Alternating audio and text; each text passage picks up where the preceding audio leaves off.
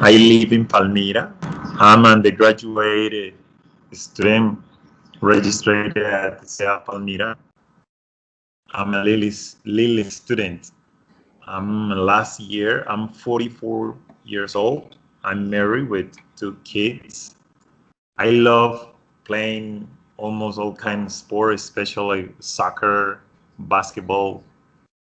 I love music, traveling, and most of all, I love to spend time with my family and share with friends. I would like to know you. So, my name is Edner Suarez Salomia. So, I have been teaching for almost 26 years, and 10 years in a public school, and 16 years at the United University. So, I'm married. I have two sons. I like to travel abroad, and I like to play football and soccer. I like to play soccer and basketball, and I like to spend time with my family. Great. I have written some questions that I want you answer for me, please. The first one is which have been the most successful methodological strategies you have used to help students to acquire the language? So first of all, I like to explain things clearly, and I love exchange ideas between teacher and students, and perform feedback for the students to correct their work, and conduct evaluation or training process. Must provide opportunities for students to learn and organize and create their own plan of actions, and to evaluate their own work.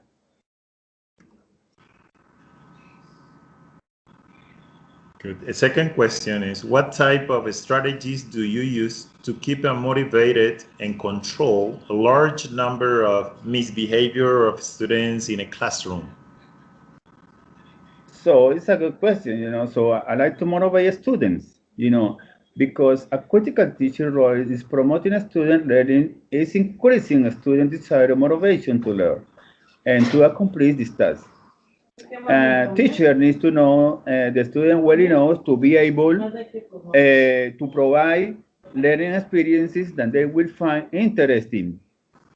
So define the objectives also, no? It can be very frustrating for a student to complete an assignment or even to behave in class if there aren't clearly defined objectives.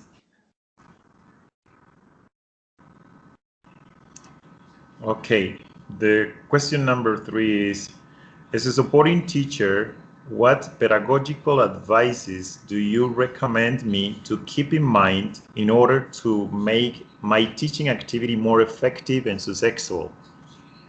Right. So as teacher, you don't have to be afraid of, to apologize your student when you have made a mistake. Also read and read as much about teaching professions as you can to improve your professional learning.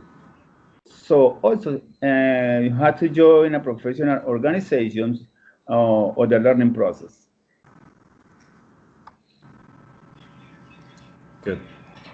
Question number four, how do you proceed in case of facing students with bad behavior in and without the classroom?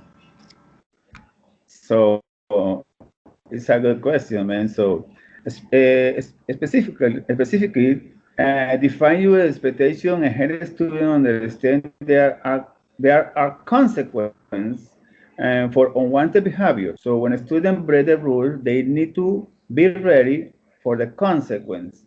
Clearly, write out and define each expectation you have and post them in a visible spot in the classroom. When I deal with difficult students, I explain to them why I don't like the behavior they are displaying and model for them the behavior you would like to see. Okay. And finally, how do you manage the use of technological devices in a classroom? Okay, this is another question that I like to explain, you know, because first of all, as teacher, we had to set an electronics policy. In the teachers who plan to use technology in the classroom should clearly explain what the rules are for acceptable use. All right. Without such, a policy technology standard can seem arbitrary to students. Okay, thank you, teacher. Welcome. So